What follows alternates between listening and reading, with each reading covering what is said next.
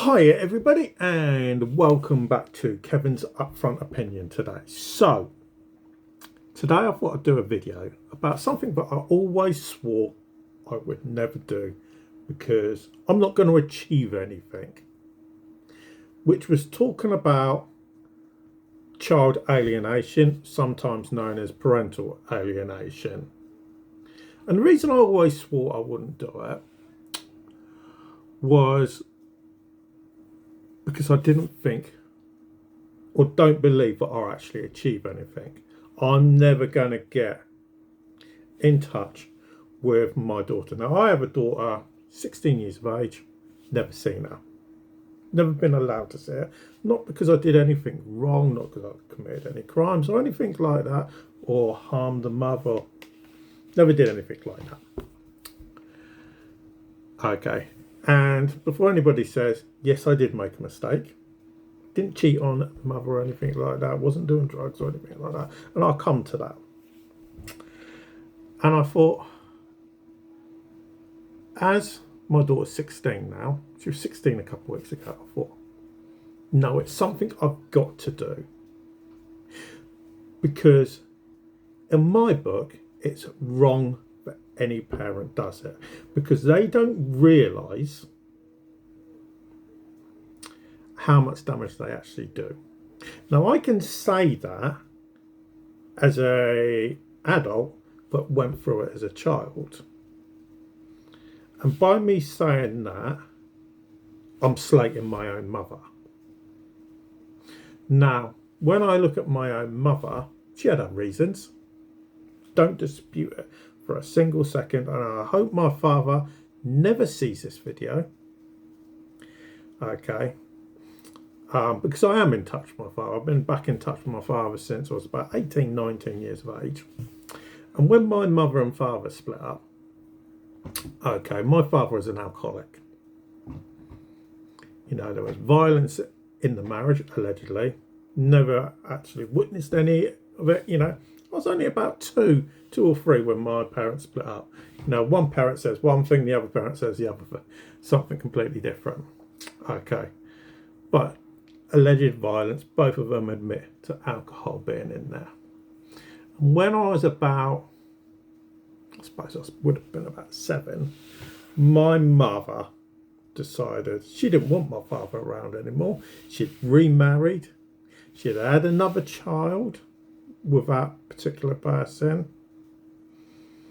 So, in a sense, she made it she moved to make sure my father couldn't find us. Okay, so from the age of 7 to the age of, I would have been about 18, 19, when he used Salvation Army. So anybody that wants to track kids over the age of 18, use the Salvation Army, they'll do it for you. Okay, never saw my father. Now, for those naive parents out there that go and do this, this is what happens to a child. 1, they suffer with mental health problems for the rest of their life. I have been in and out of seeing shrinks or counsellors, whatever you want to call them. Obviously popping pills for depression most of my life.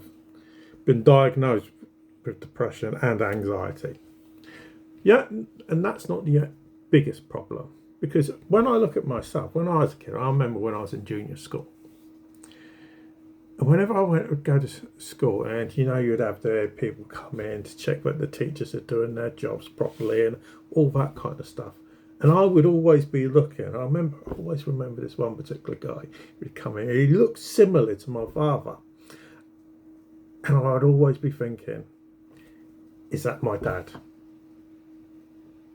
And what ends up happening, you drive yourself round the bend.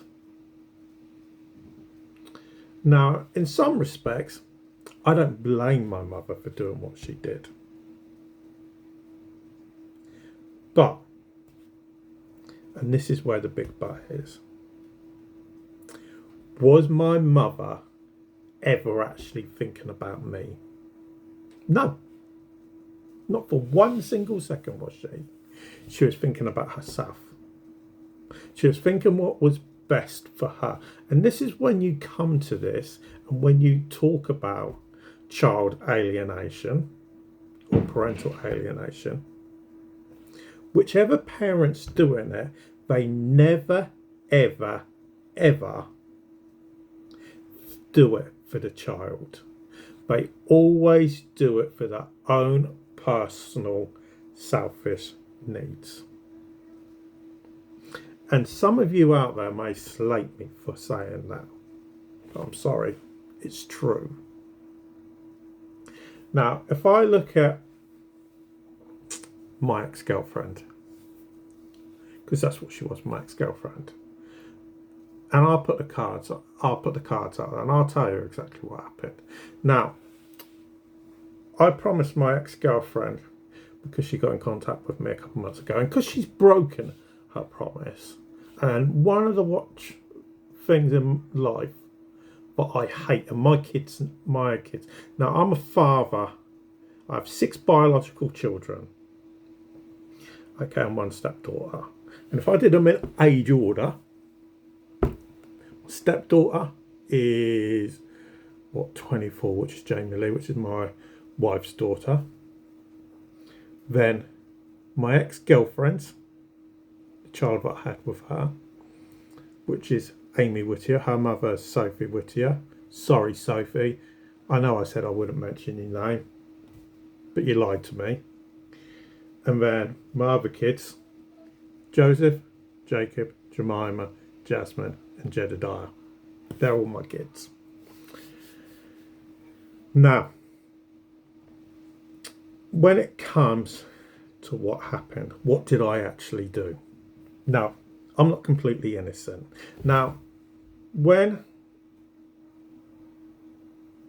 I spoke to my ex-girlfriend last, which was about 2 months ago, I promised her I wouldn't say anything.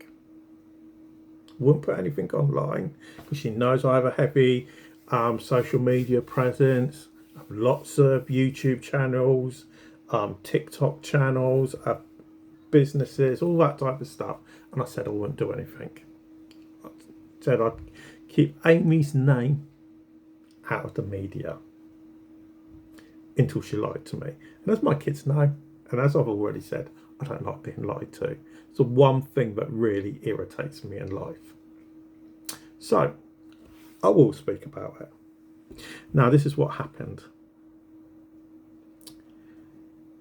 In 2008, when I met her, just about a couple of months before I met her, I had a really bad epileptic seizure. And I suffer from 3 types of epilepsy. So I was in recovery at the time. And that's how I came to move to Portsmouth, Southsea. And that's how I met her. Because we actually met there online, believe it or not. It was in the infancy, via Facebook and everything. Because I was trying to get to meet people. And she messaged me. And we ended up arranging to meet up and everything. And I don't need to go through the birds and the bees. And she ended up falling pregnant eventually. And then when she was probably about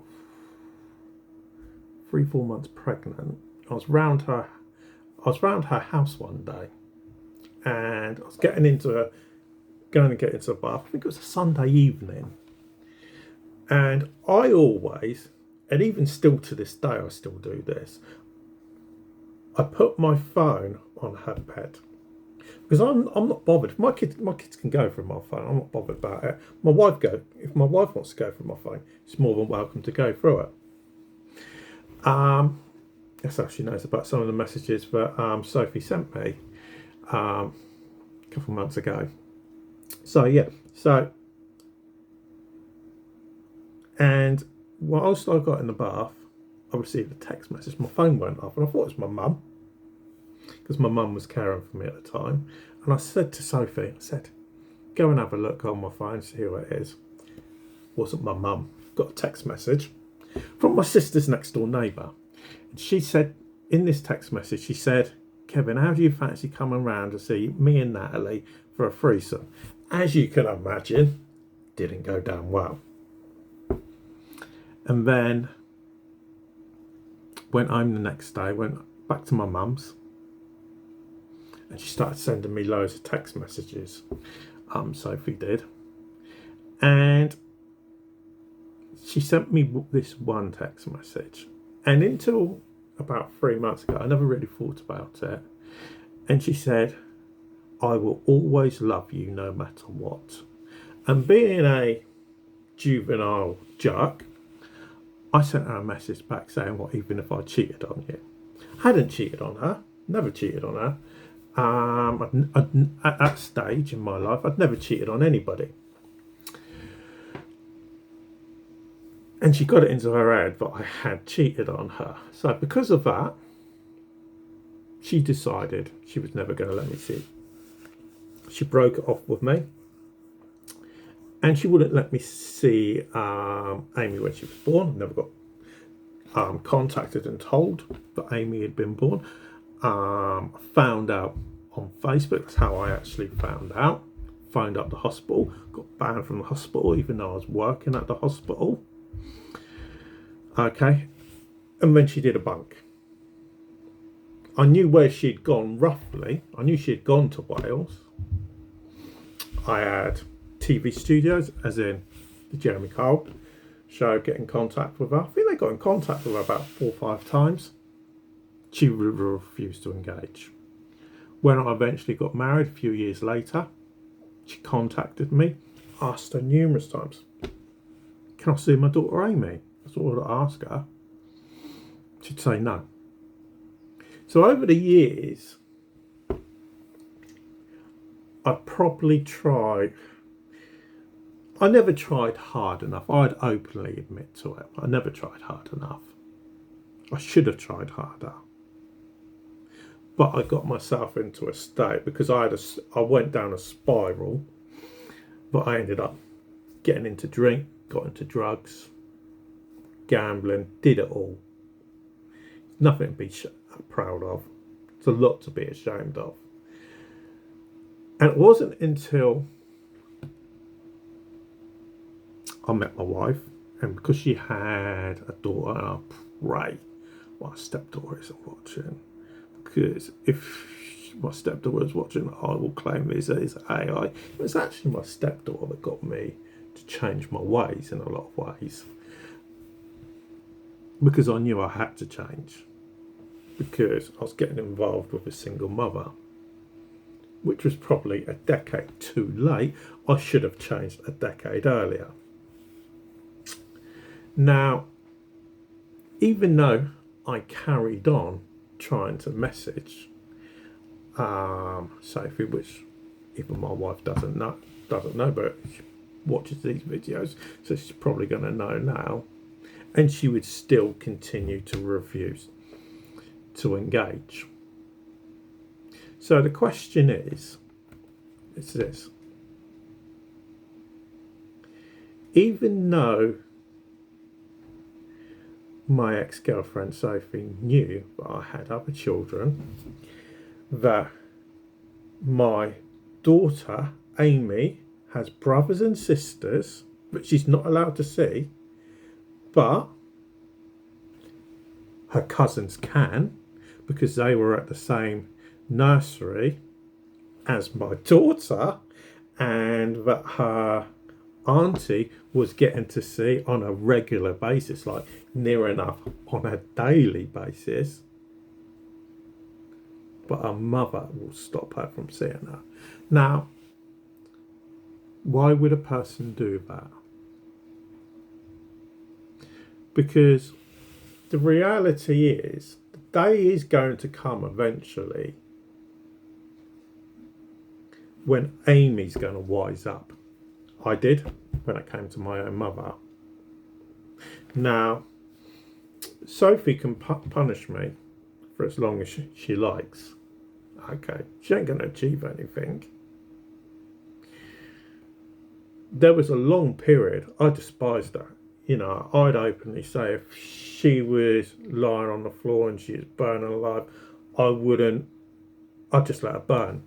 And I know that's a horrible thing to say, but with everything she did to me, I absolutely despised her. Hated her more than any other person on this planet.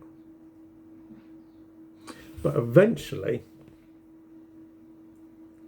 I had to get rid of that hate, or I was going to end up destroying myself. And I actually got to the stage where I actually, near enough, did destroy myself because I had a nervous breakdown. And you know, there's only two people, well, three people really know that it happened. It's my mother-in-law, my sister, and my wife. Nobody else knew that I had a nervous breakdown. So I knew I had to stop that. So the real question is why would any parent do it if they know that the only person they're really going to harm is the child? Because in my book, any parent, whether it's a male or it's a female, mother or father, why would they do that to their own child? Because we're talking about innocent children. Because whether people like it or not, a child deserves to have their mother as well as their father. Now, if I look at Sophie, she can hate me as much as she likes. Have I done anything bad to her? No, I haven't. Do I wish her any harm? No, not really.